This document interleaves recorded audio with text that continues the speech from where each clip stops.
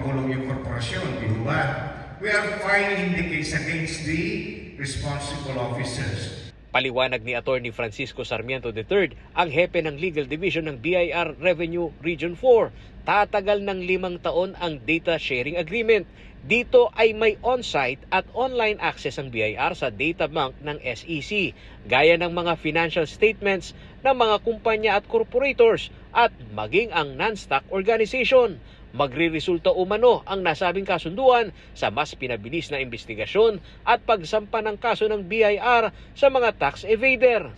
Actually yung DSA or Data Sharing Agreement between the BIR and the SEC, bago lang po yan. Last month lang po yan napirmahan ng aming commissioner at saka SEC.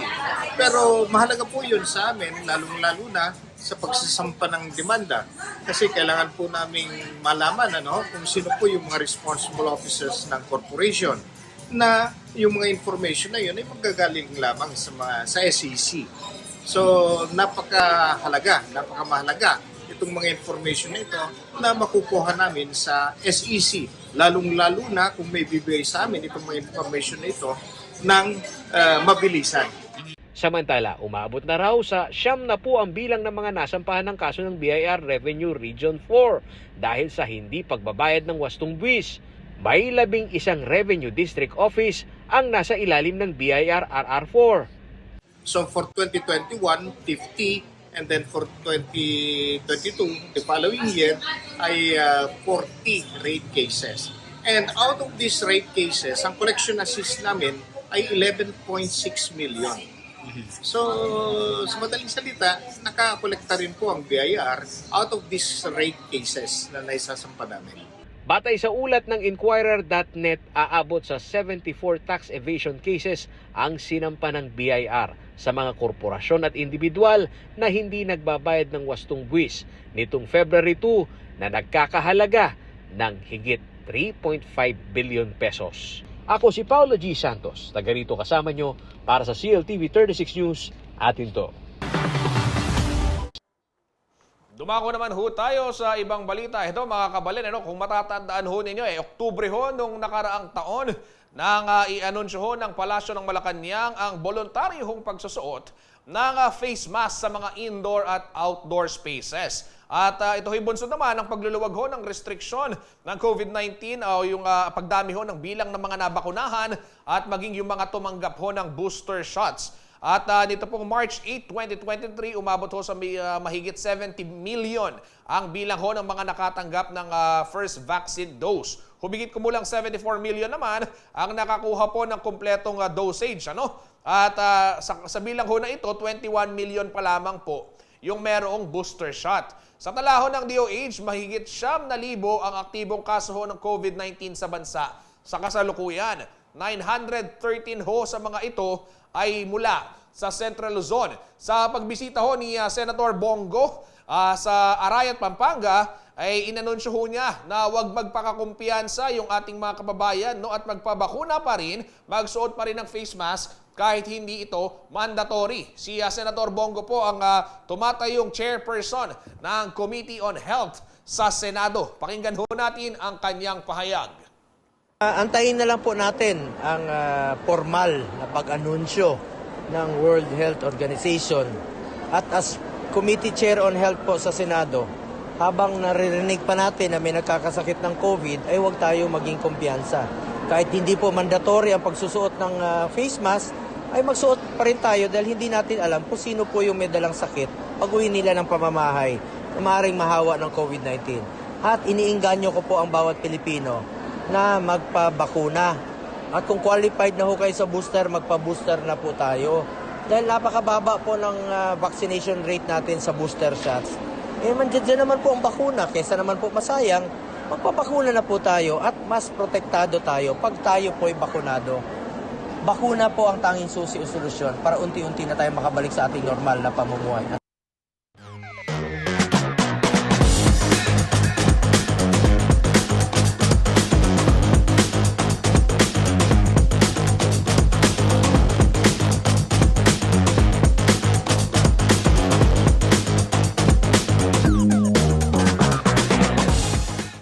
sa pagbabalik ng CLTV 36 balitaan. Ito hong pampito ho yung sa leading cause of death ng mga Pilipino, yung sakit sa bato o yung chronic kidney disease. Kung paano ho yan maiiwasan, alamin natin sa aming pagbabalik.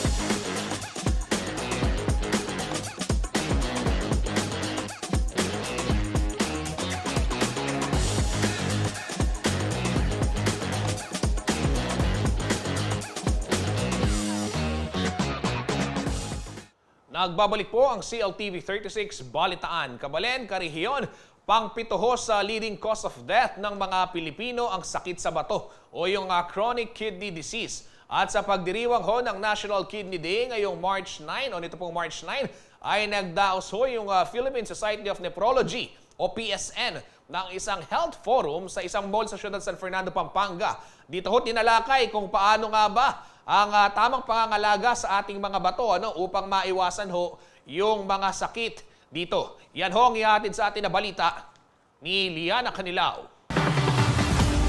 Sa edad na 23 anyos ay sumasailalim na sa dialysis treatment si Kyle Teres Sabanto ng San Rafael, Bulacan.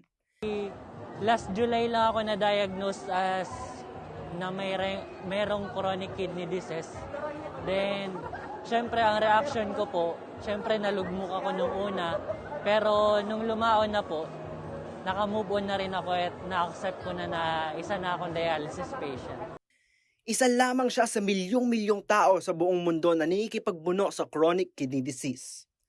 As of 2022, 8 million po sa buong mundo ang merong chronic kidney disease at pataas na po ng pataas ang numero ng mga nagdadialysis.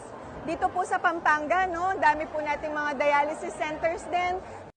Batay sa datos, pang-7 sa leading cause of death ng mga Pilipino ang sakit sa bato o chronic kidney disease. Sa datos ng World Health Organization as of 2020, umabot na sa higit 39,000 katao sa Pilipinas ang nasawi dahil sa nasabing sakit. Kaya naman sa pagdiriwang ng National Kidney Day ngayong March 9, isang health forum ang idinaos ng Philippine Society of Nephrology o PSN sa isang mall sa siyudad ng San Fernando, Pampanga. Our goal for this World Kidney Day is to spread awareness, no, among our mga kababayan, no, na important, no, to really take care of our kidneys, more especially to prevent yung mga illnesses na ito, especially yung hypertension and diabetes, to prevent in the long run the complications of these diseases, which is very common. Sa kabila nito, pwede raw maiwasan ang pagkakaroon ng chronic kidney disease o CKD.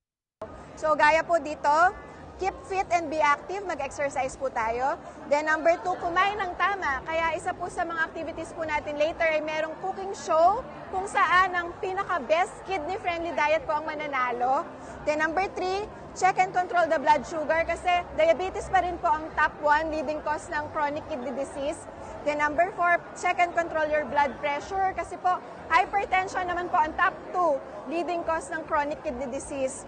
And then number 5, uminom ng palaging tubig kasi nga po ang dehydration ay isa sa mga causes ng pagkasira ng ating mga bato.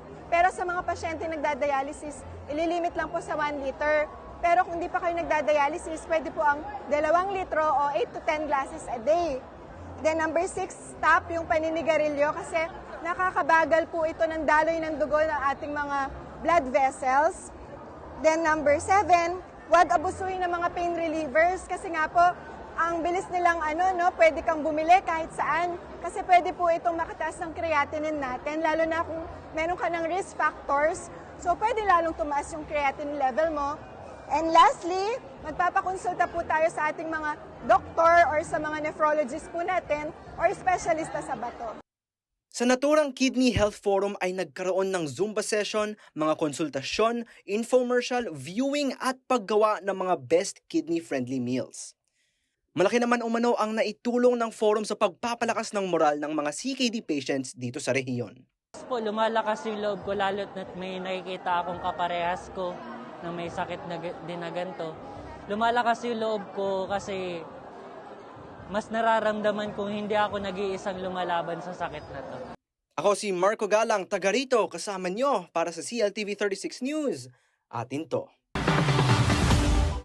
Yan, si Marco Galang ho ang nagbalita at hindi si Liana Canilao. Ayan ho, plano ho ng Department of Agrarian Reform o DAR na mamahagi po ng 310 hektarya ng idle government-owned lands sa mga magsasaka ho sa bayan ng Barangay San Agustin o sa Barangay San Agustin sa bayan ho ng Magalang, Pampanga. Ang bakanting lupain na nakatakdang ipamahagi ay pag-aari umano ng Pampanga State Agricultural University sa bayan nga ho ng Magalang. Ayon ho sa DAR, ang nakatiwangwang na lupain ay makapagbibigay ng kabuhayan sa mga magsasaka. Makatutulong ito upang maibsan ho yung kahirapan sa lalawigan at mapalakas din yung seguridad sa pagkain.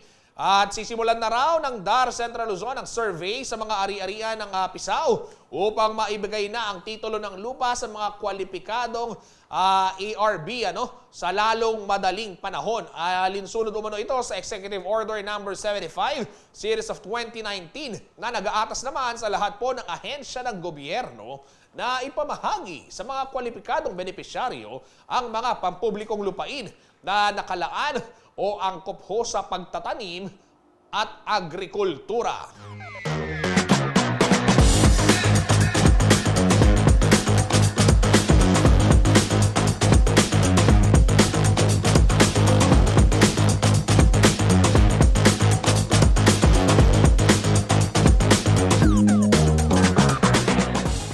Kabalen, meron na ho kayong bagong aabangan na dito ho sa CLTV 36 dahil mapapanood na sa inyong mga telebisyon ang mga programang pambata na handog po ng National Council for Children's Television o NCCT.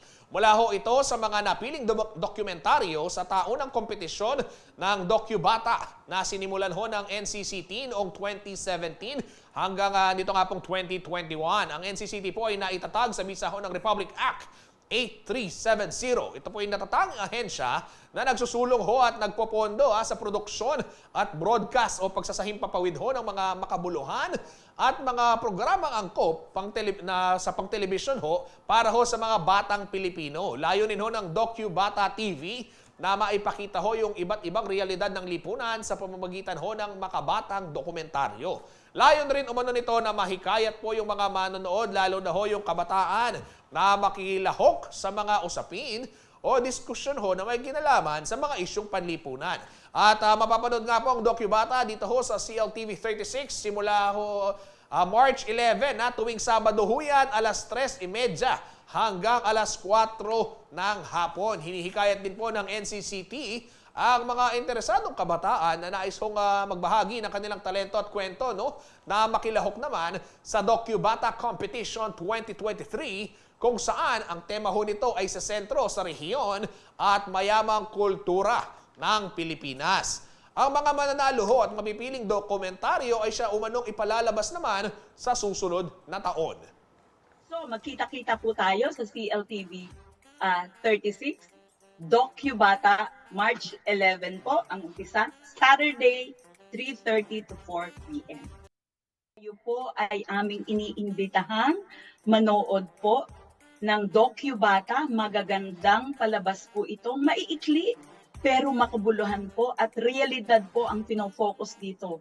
Ang mga gumawa po nito ay mga bata, kabataan din po.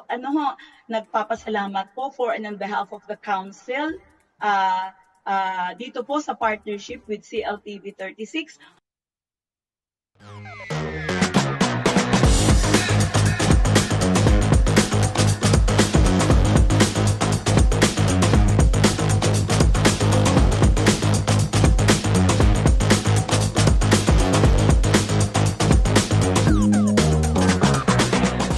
Ayan ulitin ko lamang bukas na ho yan, March 11. Sabado ho, alas 3 hanggang alas 3:30 hanggang alas 4 ng hapon. Mapapanood ho yung DocuBata TV ng NCCT. Dito po sa inyong himpilan, CLTV 36. Kabalen, ako yung magpapaalam na sa telebisyon, pero kami ho'y magbabalik at tuloy-tuloy pa rin ang ating balitaan sa ating official Facebook page at CLTV 36 Official at maging sa ating YouTube channel at CLTV 36 Official. Marami pang mainit na balita sa aming pagbabalik.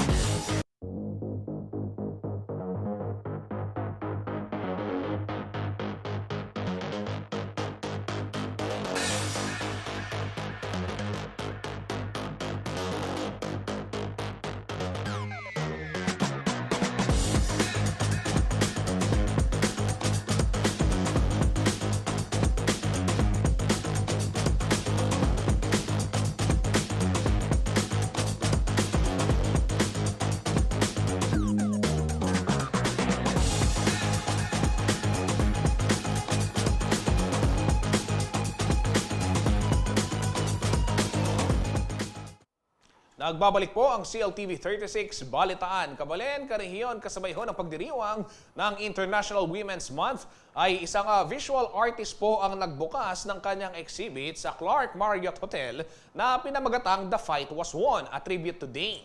Layo naman na nitong makapagbigay ho ng inspirasyon sa mga kababaihan na maraming pinagdadaanan. Silipin ho natin ang mga naggagandahang acrylic on tissue paintings sa ulat na ito. Bata pa lamang si Donna Sarmiento Camaya nang mahiligan niya ang pagpipinta. Tila nasa dugo na raw ng kanilang pamilya ang pagiging malikhain dahil pati mga kapatid at pinsan niya ay may talento rin sa sining. Isang registered nurse at educator si Sarmiento Camaya mula sa San Fernando, Pampanga.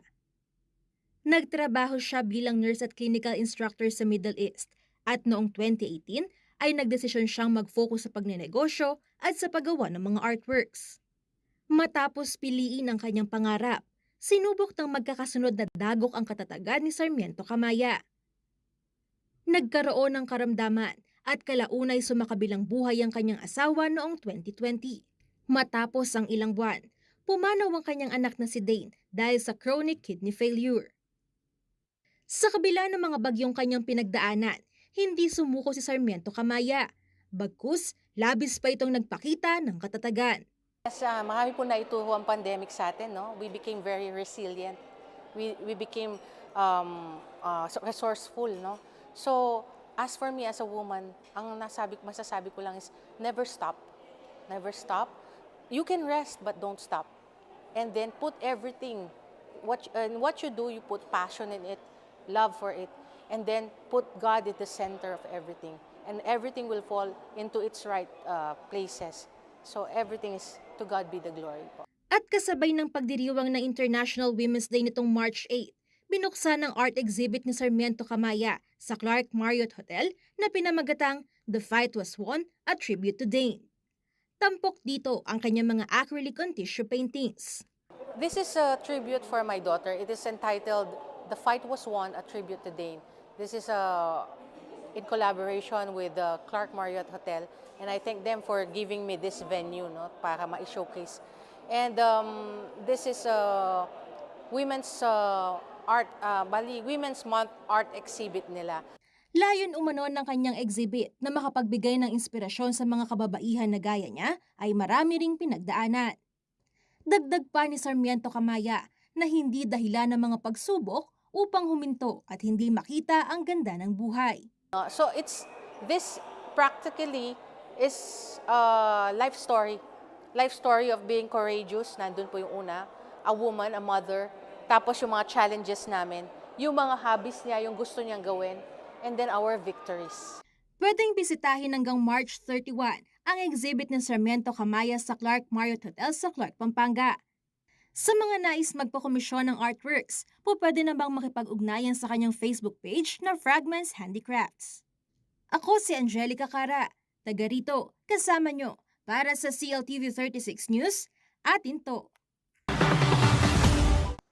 Ito ho mga kabalen, kilala ho yung Holy Angel University sa Angeles City bilang pinakaunang katolikong paaralan ho sa bansa na itinatag ng isang lay person. Bukod ho sa Catholic education, binibigyang halaga rin ho ng naturang pamantasan ng pag-aaral ho ng Kapampangan.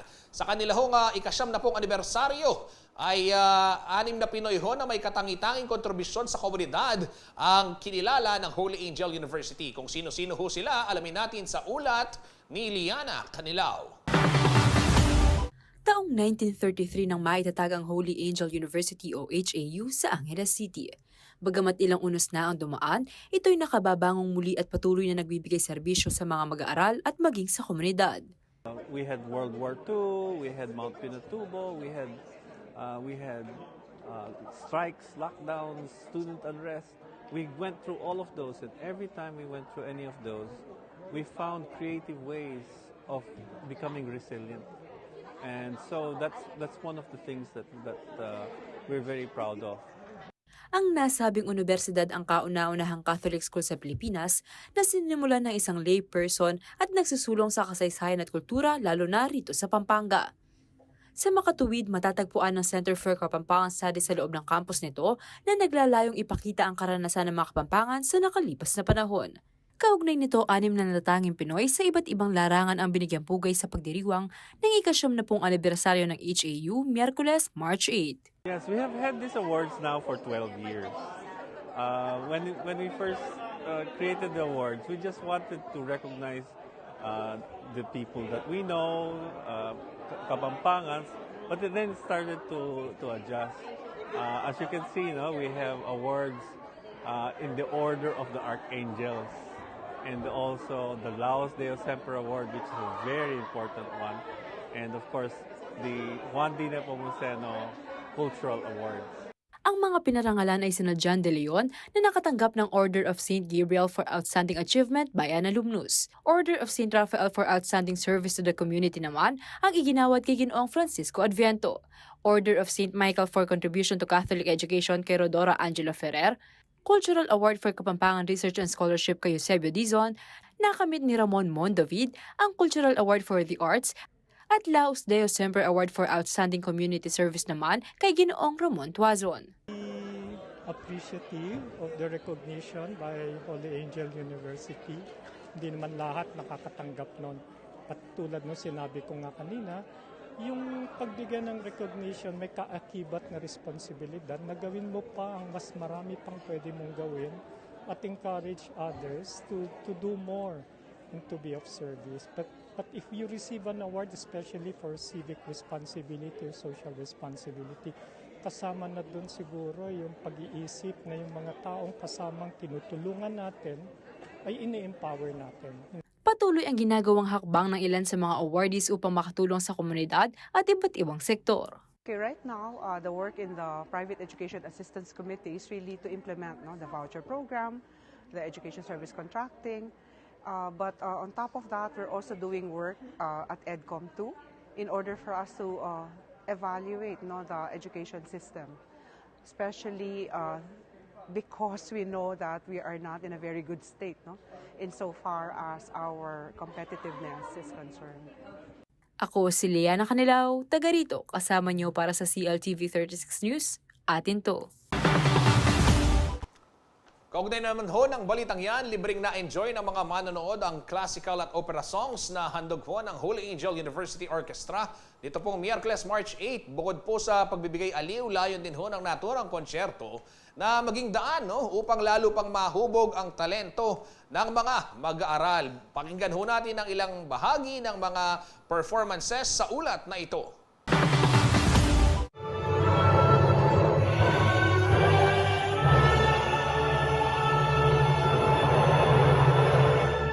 Isang libreng konsyerto na pinamagatang A Night of Opera Classics ang handog ng Holy Angel University OHAO Orchestra sa publiko bilang bahagi ng selebrasyon ng kanilang ika-70 anibersaryo, Miyerkules, March 8.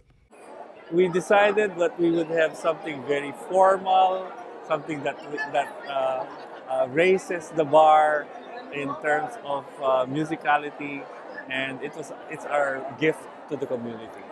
Sa kumpas ni Maestro Edwin Lumanog, itinanghal ang mga opera classics ni Verdi, Mozart, Bizet, Mascagni at Massenet. Concert sa Holy Angel ay libre lagi. So ang inyo lang gagawin ay pupunta dito, appreciate yung classical, especially classical music, mga opera music. Yun lang po. So enjoy nyo lang yung mga music na kaya namin ihandog sa inyo para maging masaya kayo. Bukod sa pagbibigay aliw sa manonood, layon din ang nasabing konsyerto na buksan ng kamalayan ng kabataan sa opera at classical music. Una sa lahat kasi, kala nung iba, especially mga kabataan, pag sinabing opera, out sila. So hindi nila alam yung mga ginagamit nilang soundtrack sa mga games na ginagamit nila. As ginagawa ng soundtrack is mga ganitong klaseng opera na na-highlight sa mga iba't ibang klaseng mga movies. Nag-enjoy naman ang mga manonood sa ipinamalas na galing ng performers. Kapuri-puri umano ang ginagawang hakbang ng universidad, katulad ng pagdaraos ng nasabing konsyerto na humuhubog sa talento ng mga mag-aaral. Nakakatuwa po na we're back po sa ganitong setup na nakakapag-concert na, meron na pong nakakapanood ng live na face-to-face. And nakakatuwa din po na, as you can see po, classical po yung theme ng concert. So, nakakatuwa po na until this time po, na-appreciate pa din po yung classical music, kahit po yung mga youth po nowadays. Kung Holy Angel, hindi lang siya magaling sa academics, when it comes to academics, magaling din sila sa mga talent, magaling sila mag-train ng mga students, and ganoon din sa mga ibang musicians, magaling silang mag-train and mag-showcase ng mga talento ng iba't ibang tao.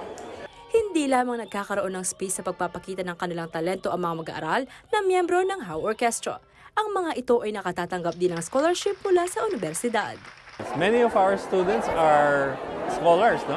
They are actually scholars for their talent in creating music and for their singing. And then we also have other scholars who are sports scholars, etc. We have a lot of scholarship opportunities, and we will continue to improve and increase those because we want to have all of these features available to all of us. Matatanda ang Disyembre ng nakaraang taon nang magtanghal din ng How Orchestra ng Kapampangan Songs bilang kontribusyon ng universidad sa pagunita ng Pampanga Day. Para sa mga nais makapanood sa mga susunod na pagtatanghal, subaybayan lamang ang anunsyo ng Holy Angel University. Ako si Liana Canilao, taga rito, kasama niyo para sa CLTV 36 News, atin to. Alamin naman ho natin ang magiging taya ng panahon mula kay Ginong Manny Esguera, ang Chief Weather Forecaster ng Pag-asa Clark.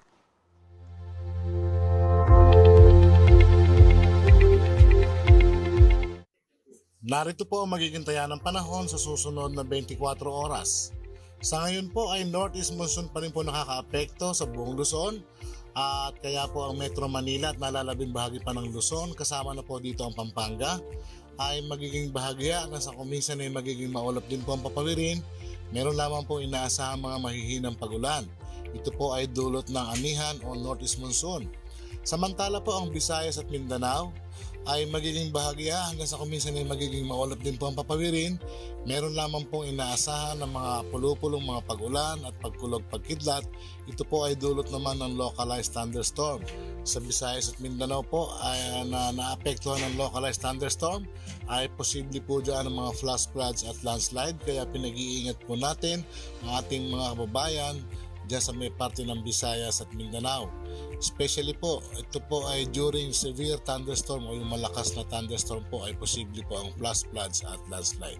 So pinag-iingat pa rin po ang lahat. Salamat po.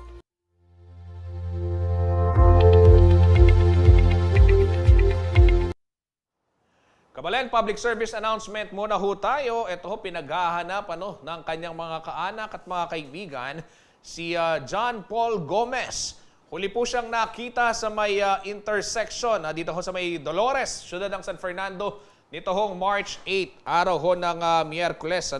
Sa mga meron hong impormasyon na huli hong kung kailan nakita, kung nakita ho ninyo, kung saan, o kung alam ninyo yung kinaroroonan ho ni John Paul Gomez, mangyari lamang po ay tumawag sa 0947-877-8740. Ulitin ko lamang 0947-877-8740. Yan ho yung numero na pwede hong tawagan kung kayo ho ay may ideya kung saan yung kinaroroonan o kung makita ho ninyo, ito hong ating kabalen na si John Paul Gomez.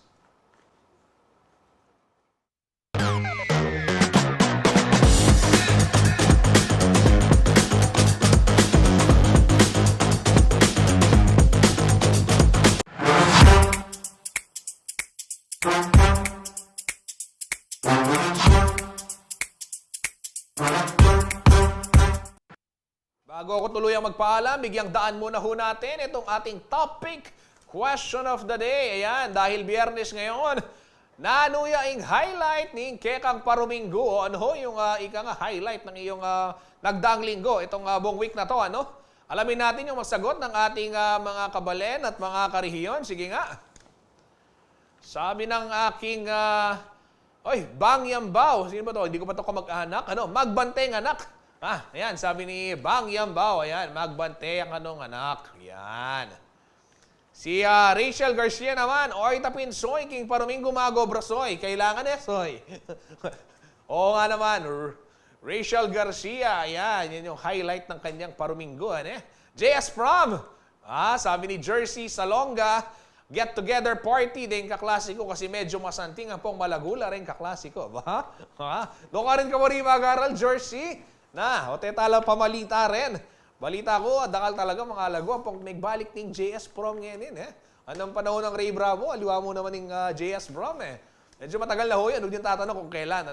Samantala, sino ba yung magiging bisita ng ating kasamang si Kuyang Jody Mercado sa topic? Ayan, makakatsikahan ho niya si Jing Sararania, ang sekretary ng Gamat Kapampangan, at gayon din si Mayan Reyes, isa pong artist ng Gamat Kapampangan.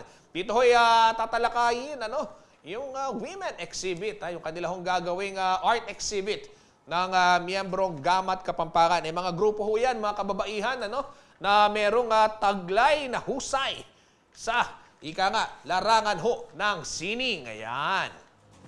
At yan ho mga balitang nakalap ng CLTV 36 Balitaan. Para ho sa karagdagang detalye, maaari ho ninyong i-follow ang aming mga social media pages. Yung aming Facebook at Instagram, TikTok at maging YouTube at CLTV 36 Official.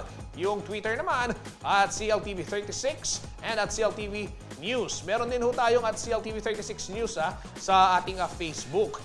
At kung nais ho ninyong balikan yung mga programa, bumisita lamang sa ating YouTube channel, yung nabanggit ko kanina, at maging sa ating website, cltv36.tv. Mapapanood din ho nationwide ang mga programa ng CLTV via Signal Channel 115 at dito naman ho sa Central Luzon sa ating 39 cable partners at maging sa Free TV Channel 36. Kasama po ang buong pwersa ng CLTV 36 News and Current Affairs.